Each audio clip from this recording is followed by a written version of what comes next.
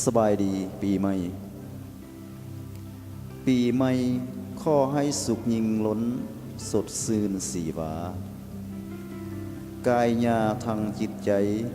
ซื่นสุขให้ฮ้อน อันว่าโลคาเว้นนี่ไปไกลห่าง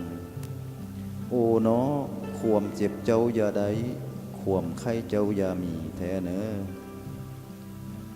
อันว่าผู้ที่มีหักแล้วให้หักหอแผงกันหักห้อมทอมเอาใจอย่าได้ไล่ลาหางเคาะเค้นเวรกำหายนี่ไปไกลห่าง มาฮอดปีใหม่นี้ให้สมแมงดังวังแท้เนอโอ้เนาะโชคดีปีใหม่เถินข้อจงรวยสุข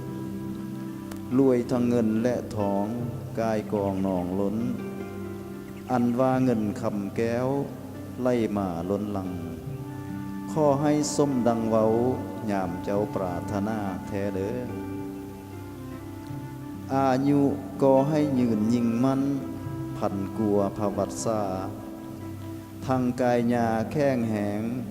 ต่อการงานบ้านสำลานสุขลืนล้นตลอดจนปีใหม่ตั้งแต่เนื้อฮอดไต